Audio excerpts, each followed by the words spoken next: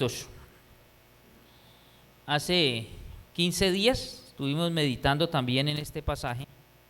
Decíamos que Pablo le dice al joven Timoteo, Pablo ya prácticamente sintiendo que está culminando su ministerio, entonces le dice al joven Timoteo, a quien le queda un largo tiempo para servirle al Señor, le dice: Timoteo, considera estas cosas, ¿sí? Yo pido, versículo 7, que consideres lo que te digo y el Señor te dé entendimiento, Timoteo, en todo. Ese es mi deseo. ¿Considerar qué? Considera que en la obra que estás haciendo para el Señor vas a tener aflicciones. Demanda que estés dispuesto a sufrir por el Evangelio.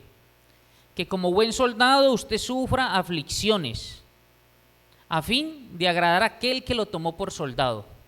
Ten en cuenta eso, Timoteo, va a tener aflicciones, vas a tener sufrimientos.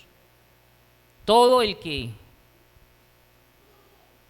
está en la obra del Señor, todos nosotros debemos tener en cuenta esto. Y le dice también, mire, y no basta solamente con que usted tenga muy en cuenta o considere esta metáfora del soldado, sino que también tenga en cuenta lo que hace el atleta. El atleta se esfuerza, el atleta pasa por duras pruebas y tiene que seguir en carrera. Y ustedes van a tener duras pruebas. La vida cristiana, contrario a lo que otros dicen, que es usted venga a Cristo y pare de sufrir, no. Es difícil, mis hermanos, porque, mire, estamos en carrera. Nuestro Señor nos salvó y somos santos posicionalmente. Desde arriba nuestro Señor ve la obra en cada uno de nosotros concluida. Pero mire si no va a ser difícil esa santificación progresiva. Que usted y yo tenemos orgullos, que usted y yo tenemos egoísmo, que usted y yo nos airamos con mucha regularidad, que usted y yo carecemos de paciencia. Y entonces mi Señor tiene que tomar el cincel y a través de situaciones y a través de diversas pruebas ir quitando la inmundicia, porque obviamente eso no permite que Cristo sea visto en nosotros. No proyectamos a Cristo. Entonces le dice, como el atleta vas a tener muchas pruebas, pero usted, si quiere esa corona, usted tiene que seguir adelante. No importa que en esa carrera tenga muchos obstáculos, usted sigue adelante. Y además tienes que correr legítimamente. Y nosotros decíamos, eso de correr legítimamente es, mire, conforme la voluntad de mi Señor, apegados a su bendita palabra, que la palabra sea la lumbrera que a nosotros nos guíe, porque el que lucha como atleta, no es coronado, sino lo hace legítimamente. Y entonces le dice también, considera además que el labrador tiene derecho a participar de los frutos, pero primero tiene que trabajar. Nosotros, hermanitos, estamos en la vida cristiana, somos hijos de Dios, decimos que somos siervos de nuestro Señor, pero queremos que todo sea color de rosa. Ay, que yo sea siervo, pero que a mí no me toque una prueba tan dura, que no me vea en persecución, que no tenga que padecer nada. Yo quiero ser siervo, pero yo no sé nosotros cómo no aterrizamos, ¿sí? Porque quiero ser siervo, pero tener abundancia. Quiero ser siervo, pero que nunca me enferme. Quiero ser siervo, pero que no tenga que ver a un hijo enfermo o a mis padres padecer. Yo quiero ser siervo, pero ojalá un siervo que me lleven entre algodones, que todo sea alegría en mi vida, en esta esfera terrenal. Y resulta que eso no existe. ¿Cómo usted y yo vamos a ser perfeccionados si no es con las aflicciones, con las pruebas, con las situaciones difíciles? Porque ahí es donde aflora el verdadero yo. Ese yo del que todavía hay vestigios ahí, ocupando el trono de nuestro corazón. Entonces, primero hay que trabajar para disfrutar de esos frutos. Y les decía yo que tener en cuenta estas metáforas nos permite una visión completa del presente, pero con la mirada puesta en el futuro, ¿sí? Es decir, en el presente, ¿qué tenemos que hacer? Sufrir aflicciones como los soldados para poder agradar a aquel que nos tomó. Entonces, aflicciones ahora en el presente, pero ¿cuál es el resultado? Agradar a aquel que nos tomó. Como el atleta, pasar difíciles pruebas, pero ¿cuál es el resultado? Recibir la corona, porque lo hicimos legítimamente, corrimos esa carrera legítimamente. En el presente usted trabaja fuertemente para en el futuro recoger los frutos. ¿Sí? Entonces, el presente, hermanitos, por difícil que sea esa prueba que usted está pasando, mire, no pierda su vista del futuro. ¿Sí? Es necesario considerar esa relación que existe entre el presente y el futuro. Porque usted y yo, ¿por qué nos desanimamos? Porque es que es muy duro. Entonces, la dureza del combate, las pruebas en la carrera cristiana y la lentitud porque mi ministerio no progresa me desaniman. La prueba me desanima. Es que está muy duro. No, esta carrera es muy difícil. Hay muchos obstáculos. Y eso nos desanima, pero porque no tenemos en cuenta el futuro. Entonces, decíamos nosotros que después de estas metáforas, mire que Pablo le dice a Timoteo, Timoteo, ¿ya consideraste esas metáforas? Ahora considera la vida de Jesucristo. Considera a Jesucristo. Considera aquel varón perfecto. ¿Sí? Porque él, como soldado, vino y agradó al Padre. Le tocó difícil, duro en esa batalla, pero él siempre estuvo en mente, el hacer tu voluntad, Padre, me ha agradado. Como atleta corrió legítimamente y como labrador dijo, por el gozo puesto delante de sí, sufrió el oprobio. Mire, y nuestro Señor podía decir, pero si estoy en esta cruz y me están insultando, me están escupiendo, se están burlando de mí, yo no veo frutos, ¿para qué yo padecí todo esto? ¿Sí? No. Usted y yo puede que no veamos frutos ahora, pero es un aliciente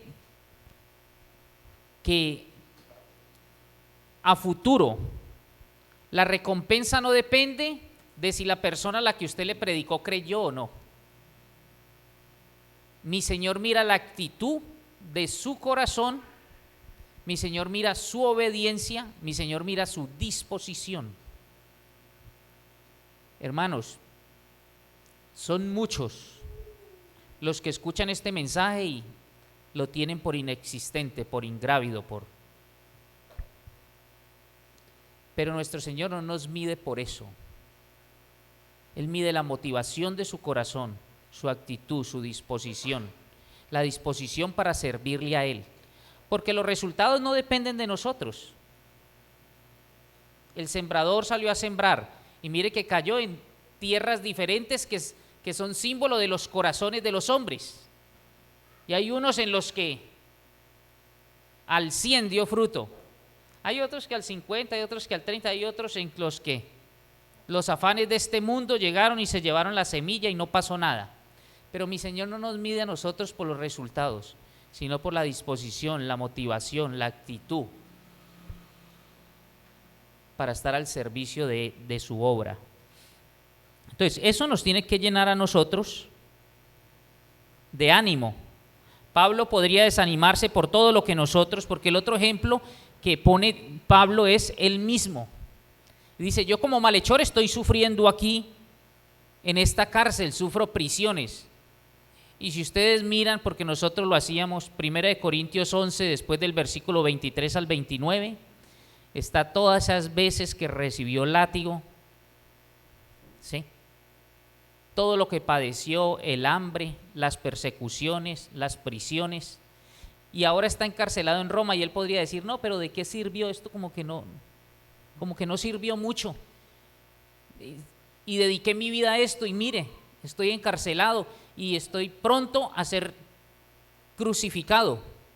Si usted mira, Pablo mismo al hacerse esa pregunta, él mismo se contesta ahí en 1 Timoteo 1:12, y dice, por lo cual asimismo padezco esto, pero no me avergüenzo, porque yo sé a quién he creído y estoy seguro que es poderoso para guardar mi depósito para aquel día.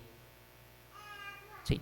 Pablo, ahí más adelante en el capítulo 3, aunque sabe que vienen tiempos difíciles, porque dice, también debes saber esto, Timoteo, que en los postreros días vendrán tiempos peligrosos. ¿Qué va a caracterizar esos tiempos peligrosos? Pablo le dice en el capítulo 4:3, mire, es que en esos tiempos las personas no van a sufrir la sana doctrina, sino que teniendo comezón de oír, se amontonarán maestros conforme a sus propias concupiscencias, y se apartarán de la verdad el oído y se volverán a las fábulas. Mire el panorama de Pablo. Y Pablo está diciendo, versículo 6 ahí del capítulo 4, yo ya estoy para ser sacrificado y el tiempo de mi partida está cercano. Pero él no dice, no, ¿de qué sirvió esto? No, él dice, pero he peleado la buena batalla. Como soldado peleó la buena batalla. Como atleta acabó la carrera. Y como ese labrador guardó la fe. Él sabe que la palabra no llega vacía. Se sembró y el que da el crecimiento es el Señor. Entonces, ¿qué me queda? Dice Pablo, pues me está guardada la corona de justicia, la cual me dará el Señor, juez justo en aquel día. Y no solo a mí, dice Pablo, sino también a todos los que aman su venida. Sí, a todos los que aman su venida. Con eso en mente, vamos a estudiar ese versículo 10. Ya tenemos el contexto. Con estas metáforas, eso es lo que Pablo le está indicando a Timoteo y le da los dos ejemplos, el ejemplo de nuestro Señor Jesucristo y el ejemplo de él mismo, de Pablo. Y dice, por tanto, versículo 10, todo lo soporto por amor de los escogidos, para que ellos también obtengan la salvación que es en Cristo Jesús con gloria eterna. Mire, Pablo está considerando todos esos sufrimientos, Pablo está considerando sus privaciones y Pablo está gozoso porque dice, mire, todo esto lo está empleando Dios para bendición de aquellos que han sido escogidos. Dios lo está empleando todo esto para la salvación de almas.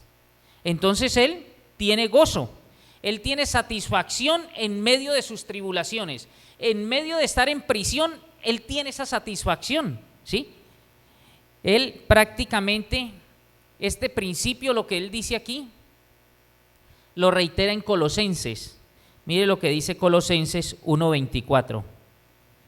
Es el mismo principio que Pablo le enseñaba a los colosenses, porque le dice, ahora me gozo en lo que padezco por vosotros y cumplo en mi carne lo que falta de las aflicciones de Cristo por su cuerpo, que es la iglesia. ¿Sí? Mire, Pablo dice, esas persecuciones, todas estas situaciones, todas estas persecuciones son por predicar el evangelio y no son en vano. Y él dice, yo me regocijo en eso, me gozo en eso. ¿Por qué? Mire que está diciendo, porque padezco por vosotros y cumplo en mi carne lo que faltaba de las aflicciones de Cristo. Y no vamos a pensar, que no se nos pase por la mente, pensar que es que la obra de nuestro Señor Jesucristo no fue suficiente. No, no es lo que está diciendo.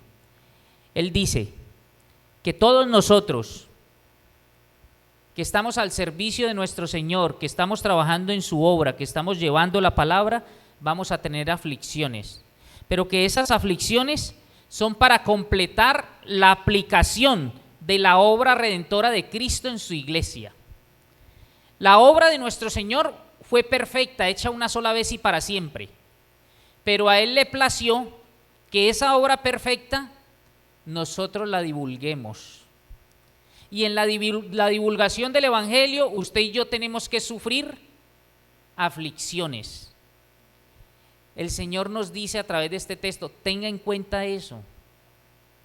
Le van a cerrar la puerta. La familia, seguramente las cosas van a cambiar con su familia, pero usted debe sufrir aflicciones, ¿sí? Eso no le debe extrañar. Para la aplicación del evangelio y para que sean añadidos a la iglesia, usted tiene que tener en mente eso. Eso es lo que está diciendo Pablo aquí, ¿sí? Pablo dice, mire, cumplo en mi carne lo que falta de las aflicciones de Cristo por su cuerpo, es decir, por su iglesia, para los que van a ser añadidos sean alcanzados con el mensaje y al escuchar el llamado salen fuera del mundo y hacen parte de la iglesia. Iglesia, como nos explicaba nuestro hermano hace poco, viene del término eclesia, que significa los llamados, y escucharon el llamado y salieron fuera. Habían personas que como no estaban muy de acuerdo con el rey y con sus políticas, y entonces empezaban a llamar, y los que estaban de acuerdo, no, sí, entonces salían fuera de la ciudad. Por eso los llamados, los que salieron fuera. Y lo que hace nuestro Señor es, escuchamos el evangelio y salimos fuera de un mundo que está bajo el maligno para servirle a Él, para vivir de modo que agrademos a nuestro Señor.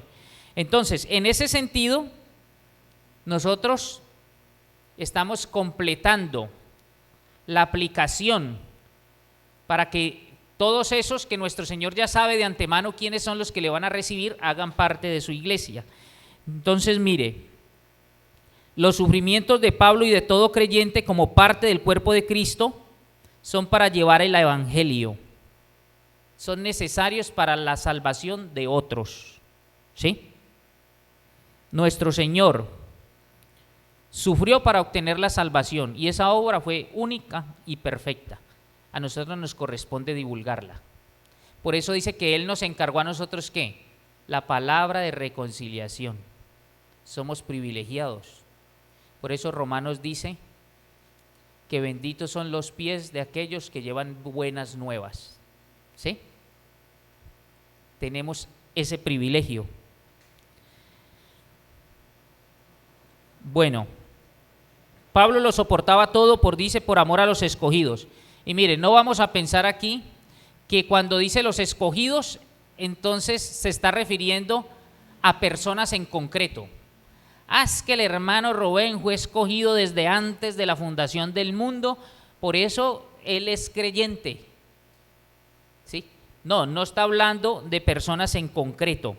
Esa es una forma de referirse a la iglesia. Mire, estos mismos escogidos son los que habla Pedro. Miremos primera de Pedro, capítulo 1, versículo 2. Para Pedro son elegidos. ¿Elegidos según qué?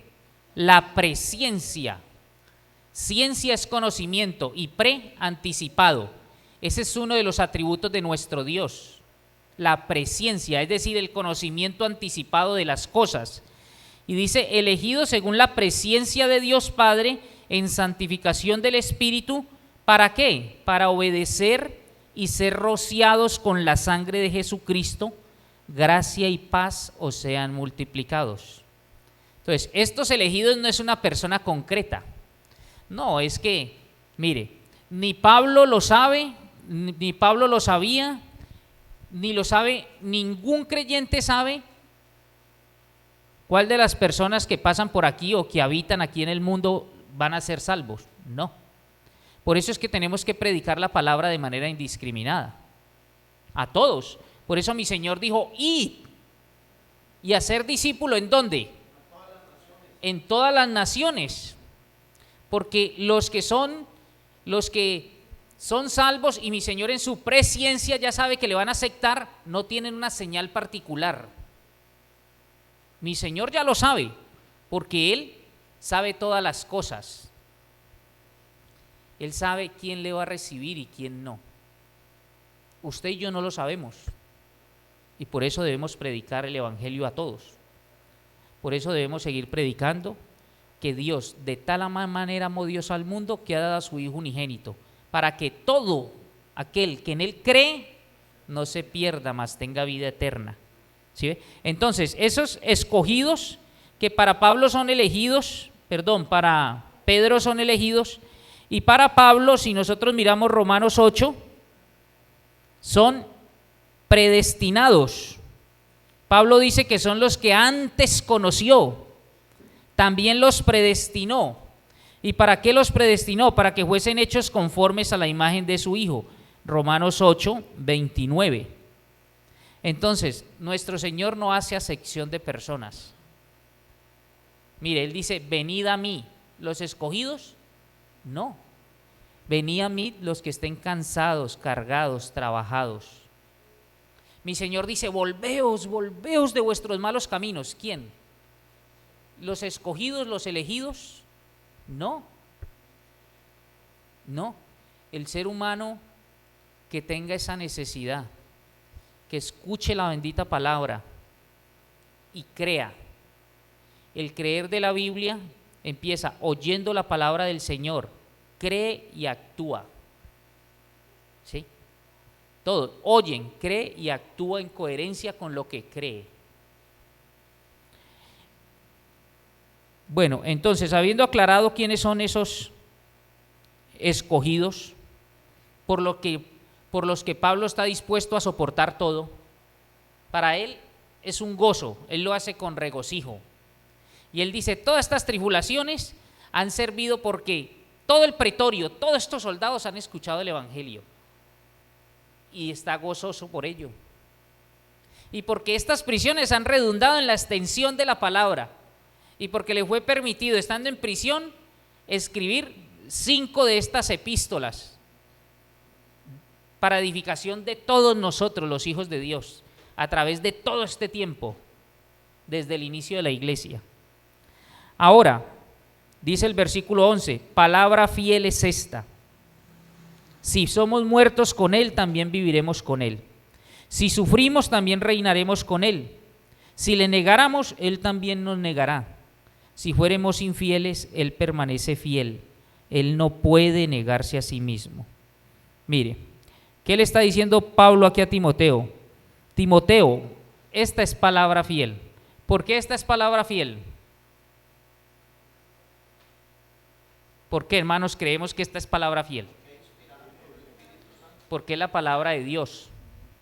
Y Dios es fiel. ¿Sí? Un atributo de Dios, ya dijimos, presciencia, conocimiento anticipado. Pero también mi Señor es fiel. En Él no hay sombra de variación. Es el mismo ayer, hoy y siempre. Él es fiel. Y porque Él es fiel, su palabra es fiel. Mi Señor está diciendo, esta es mi palabra. Y de alguien fiel no puede salir sino fidelidad. ¿Sí ve? Entonces la palabra del Señor es fiel. Nuestro Señor se equipara a su palabra.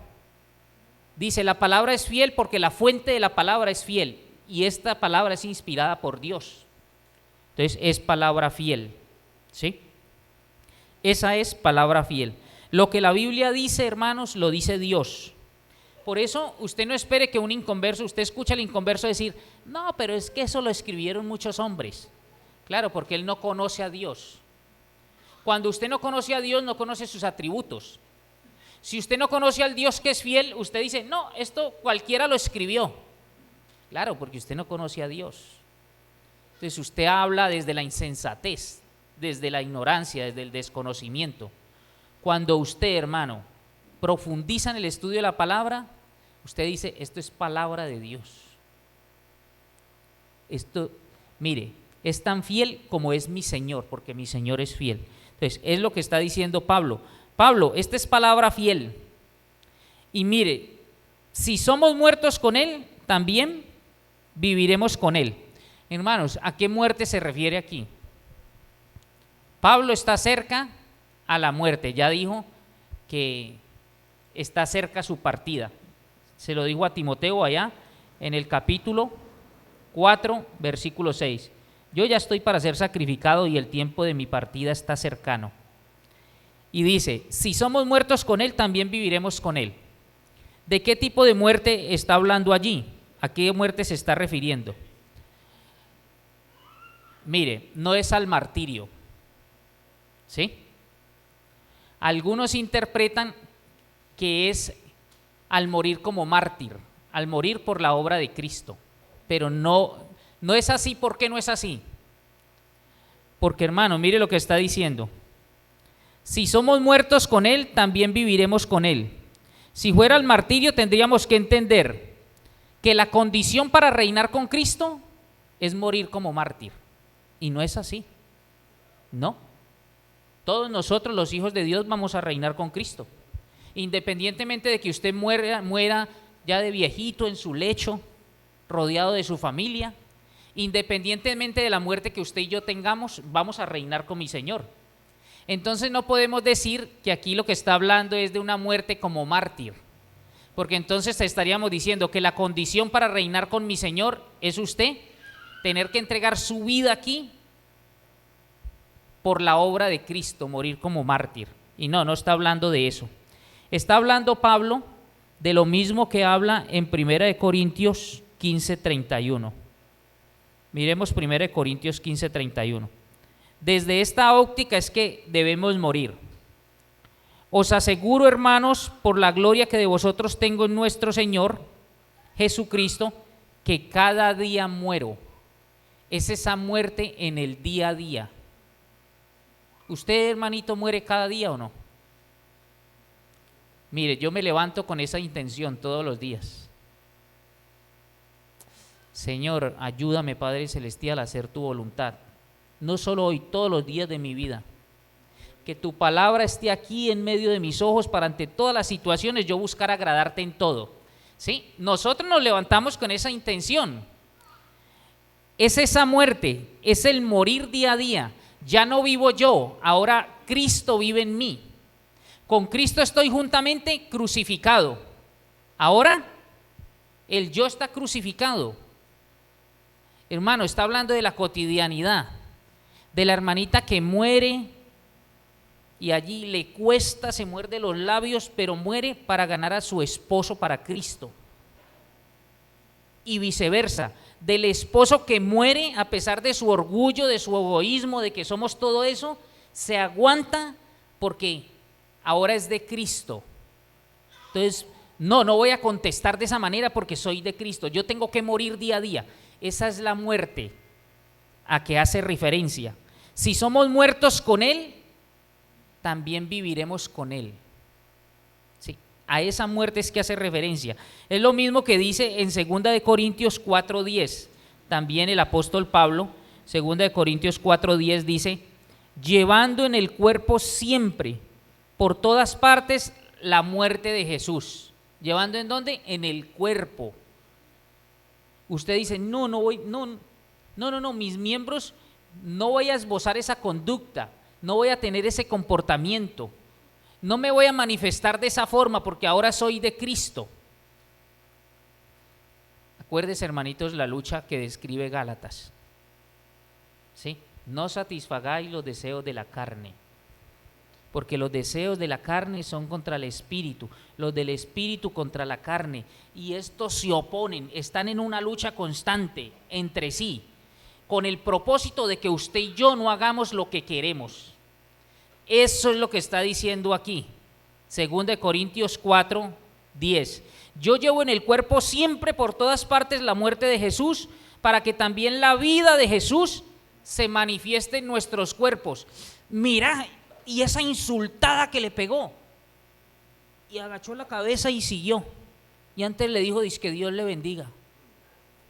Salió un hermanito hace poco y encontró 2 habitantes de calle aquí al frente, ahí al ladito de la casa de él, como 2 casas más. Entonces el hermano salió y los miró, y el habitante de calle se paró: ¿tenés comida o no? Entonces el hermano le dijo: no tengo comida. Entonces, ¿qué mirás? Tal por cual. Ustedes ya se imaginan la palabra que le dijo, ¿sí?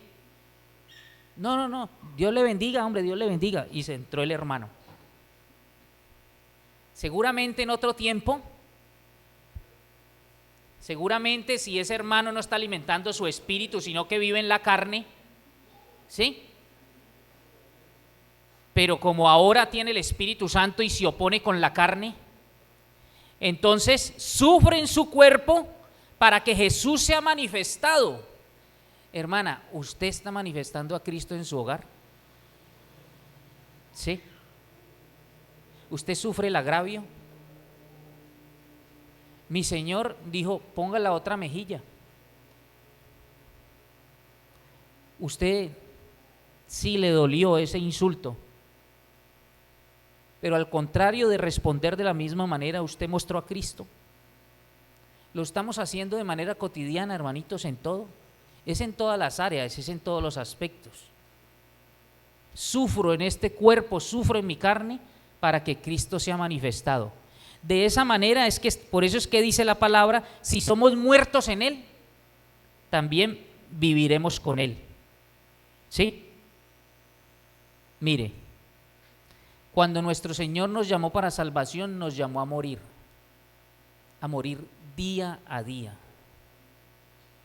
Los problemas que usted y yo tenemos, el conflicto que tenemos en el hogar, es porque usted no quiere morir, porque se niega a morir.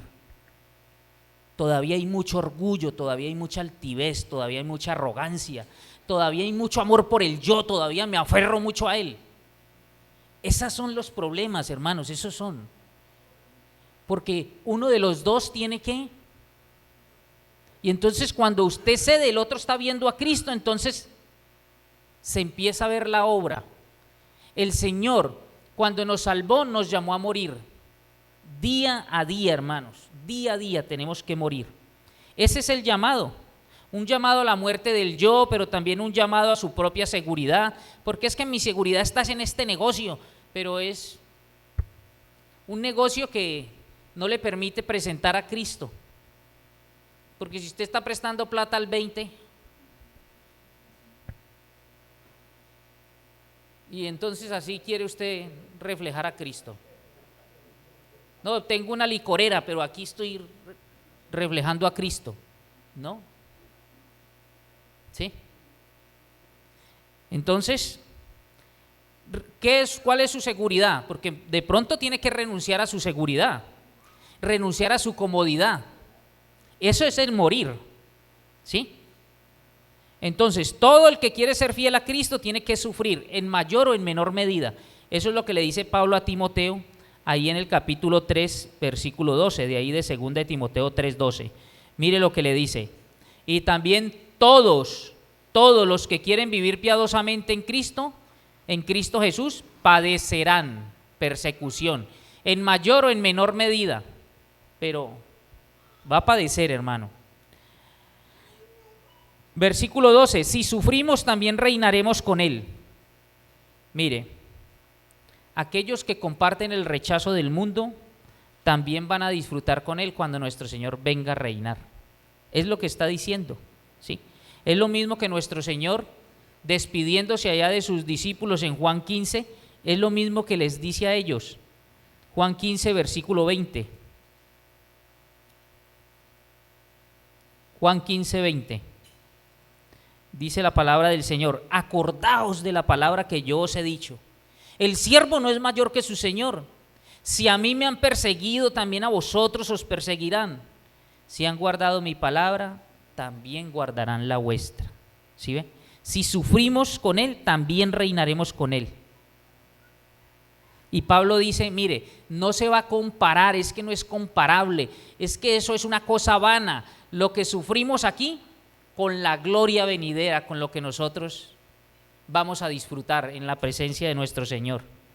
Mire lo que dice Romanos 8:17.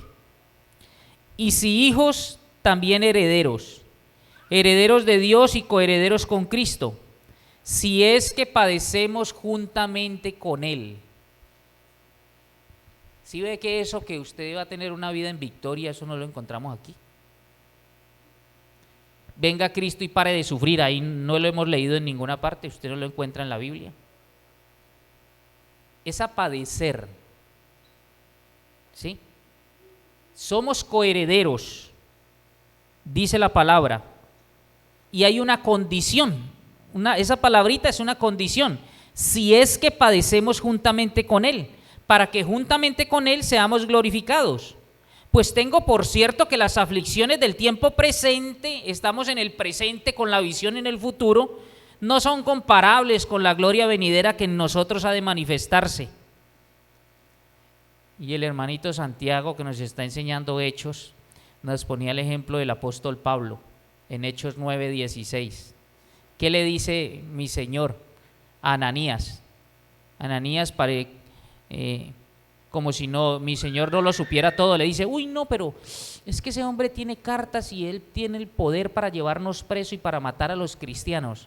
Y nuestro Señor responde, ve, porque le mostraré cuánto le es necesario padecer en mi nombre. Él va a ser un instrumento para llevarle la palabra a reyes, a los gentiles, ¿sí? Pero él va a conocer cuánto le es necesario padecer. Ahí está la palabra nuevamente, la misma que nos dice Pablo guiado por el Espíritu Santo. Tú pues sufre, padece. Tenga en cuenta que en la carrera hay obstáculos, es dura la carrera. Sufra penalidades como buen soldado, pero tenga en cuenta que usted va a agradar a aquel que lo tomó por soldado. La carrera es dura y córrala legítimamente, pero tenga en cuenta que usted va a recibir la corona. No se canse de sembrar, no se canse de esparcir el evangelio, así usted no vea frutos, pero trabaje arduamente, que el que trabaja arduamente es el que disfruta los frutos. Tiene que la mirada puesta en el futuro. Pero mire el lado opuesto. Ahí mismo en ese versículo nos muestra el lado opuesto, porque dice, si le negáramos, él también nos negará. Porque es que en la prueba se ve quién es quién. El verdadero creyente se ve en la prueba. Entonces, hay quien le va a negar. Nuestro Señor advirtió de esa realidad y lo dijo en Mateo 10, 32, 33. Mire, dijo, a cualquiera pues que me confiese delante de los hombres, yo también le confesaré delante de mi Padre que está en los cielos.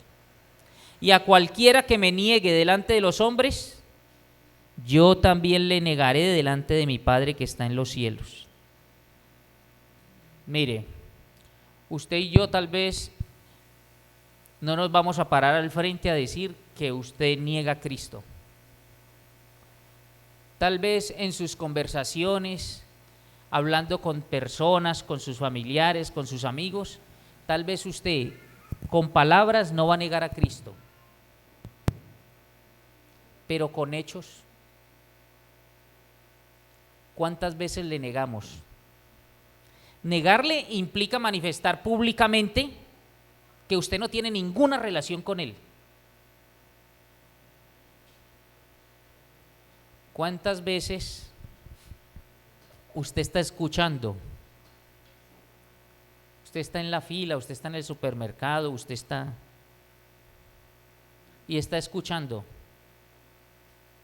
gente que habla sin ningún conocimiento, pero usted está percibiendo la necesidad que tienen de Cristo y usted se retira callándose la verdad,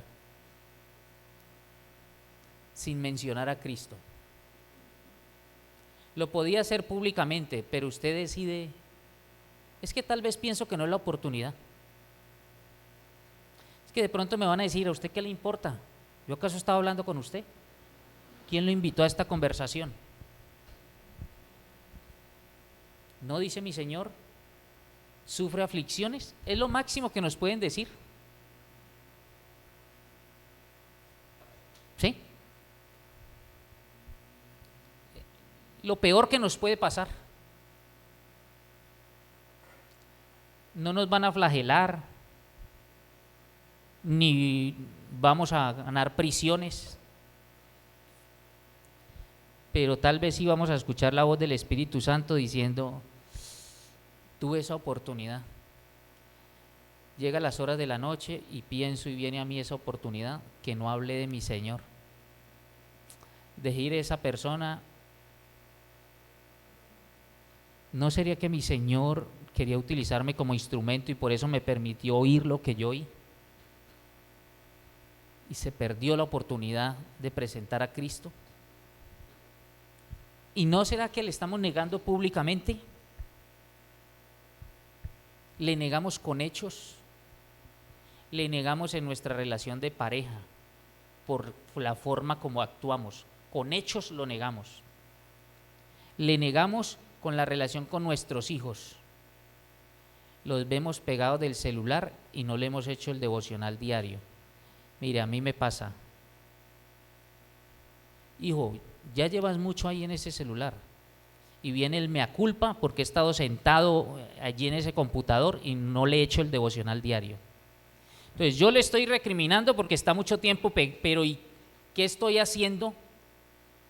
¿Por qué no me he sentado con él y he tenido un devocional con él y le he abierto la palabra y lo he instruido? Es que ese es mi deber, hermano. Eso es que mi Señor me manda, por eso es que Él me va a pedir cuenta.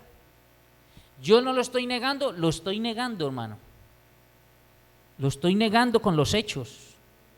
Porque yo tengo la palabra, yo sé que es la verdad. Yo sé que esto lo puede transformar. Yo sé que el Señor lo va a perfeccionar es cuando yo lo expongo a las Escrituras. Pero cuando no lo hago, hermanos, yo lo estoy negando públicamente.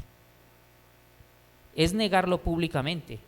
Mire, hay muchas personas que realmente no son creyentes.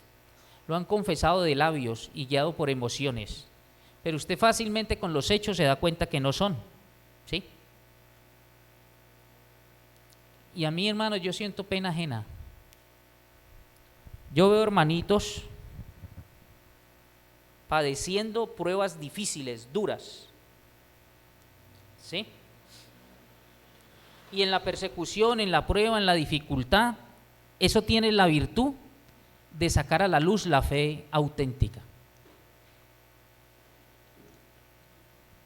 Pero también sale la fe fingida, la queja, el renegar, el dejar de congregarse porque a mí no es lo que yo pensaba.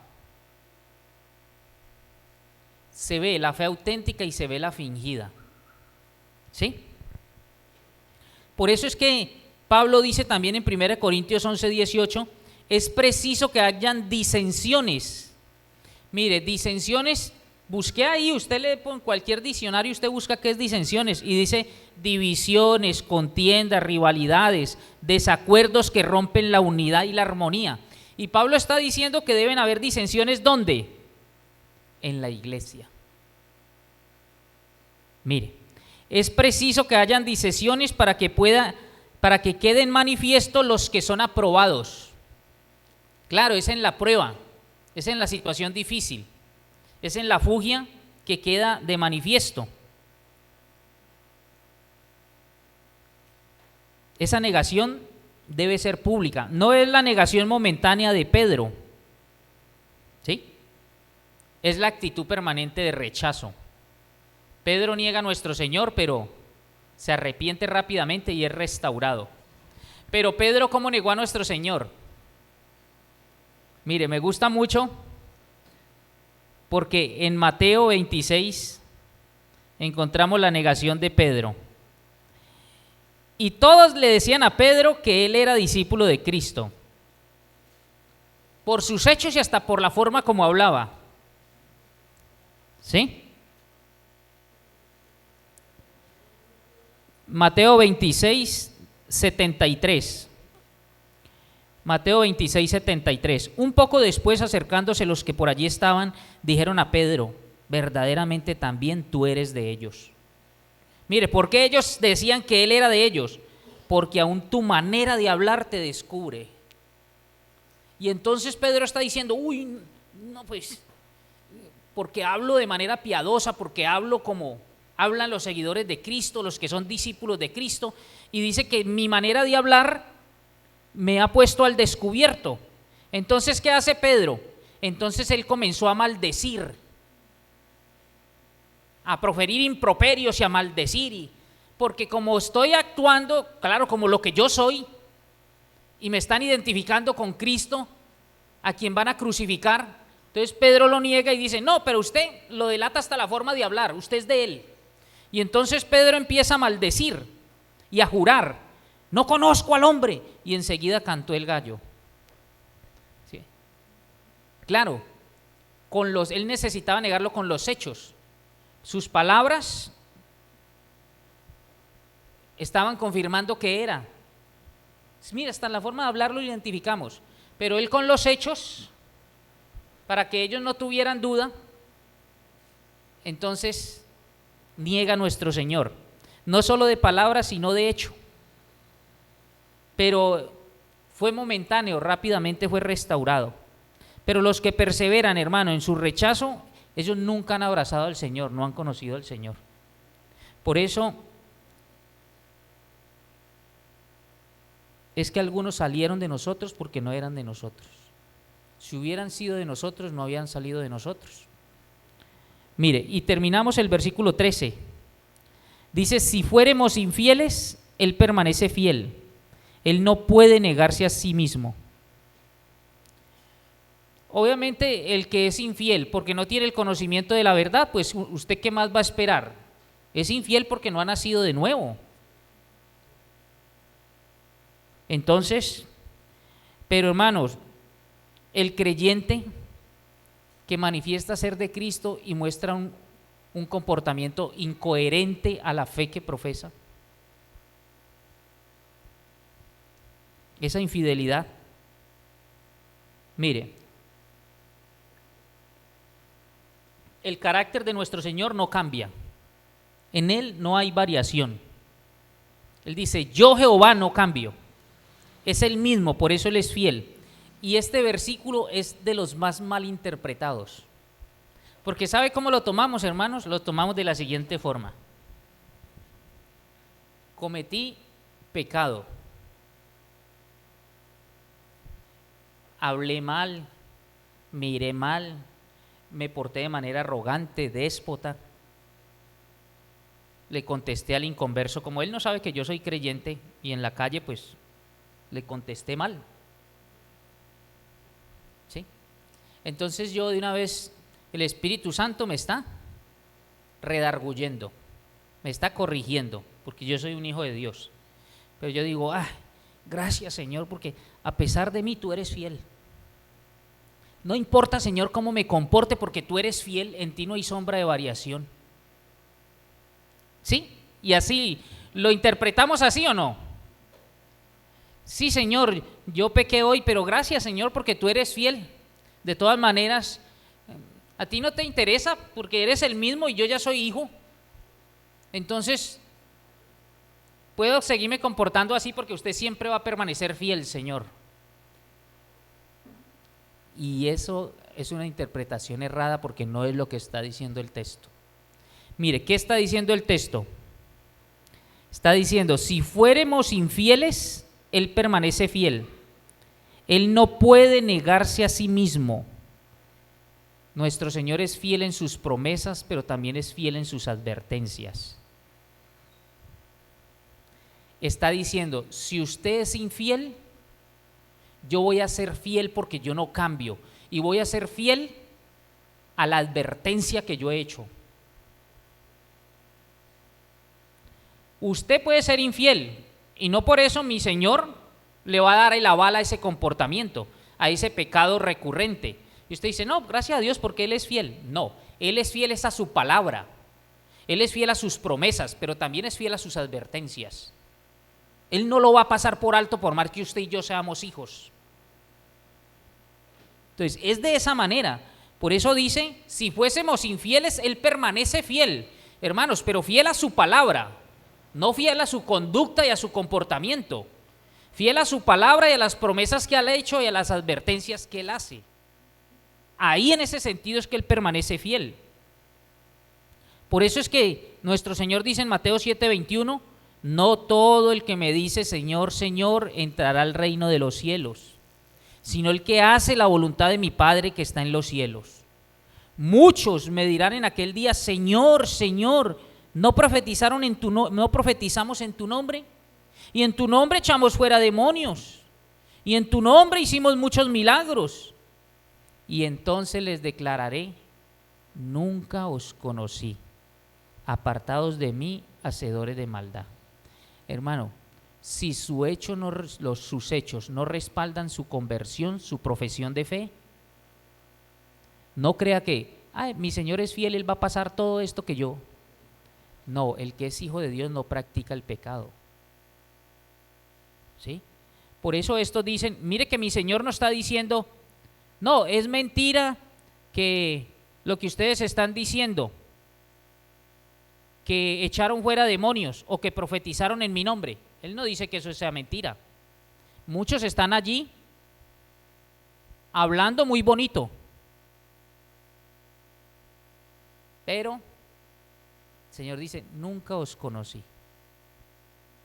¿Sí? Hablaba la palabra de Dios. Decía que hacía milagros en el nombre del Señor, pero yo les declararé, apartados de mí, hacedores de maldad. ¿Perdieron la salvación? No, nunca fueron.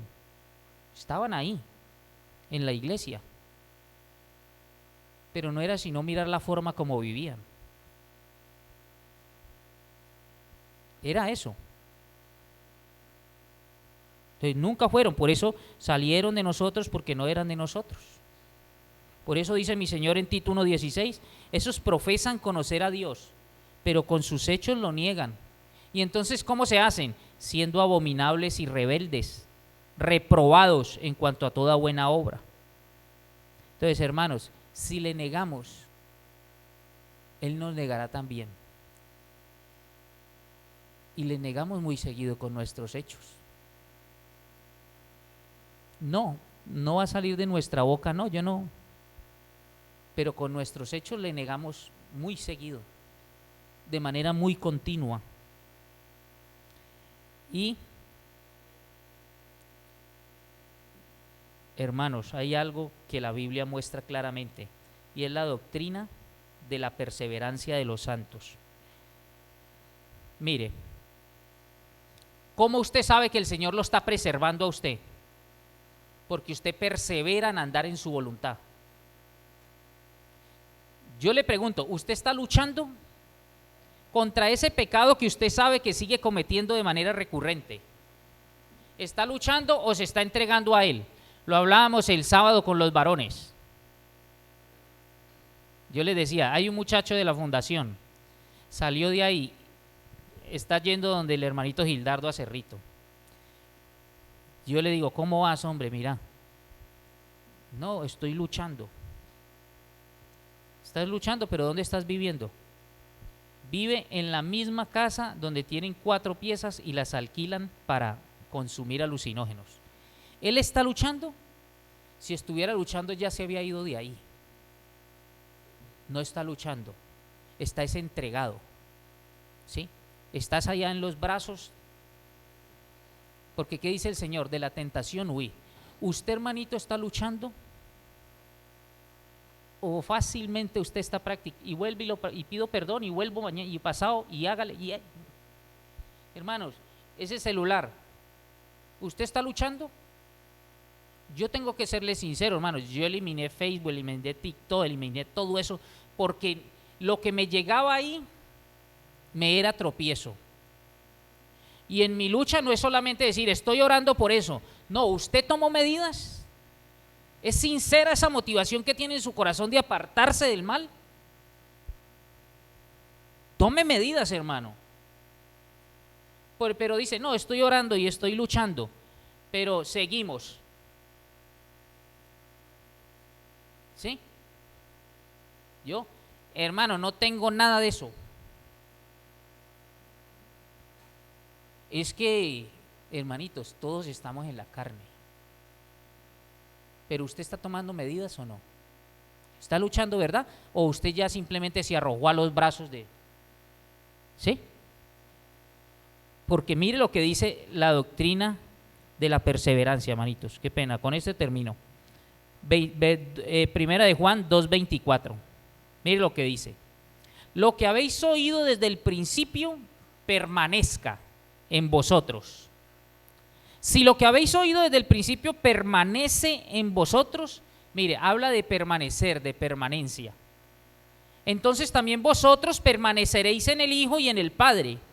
Y esta es la promesa que Él nos hizo, la vida eterna. Os he escrito esto sobre los que os engañan, pero la unción que vosotros recibisteis, el Espíritu Santo de Él, permanece en vosotros.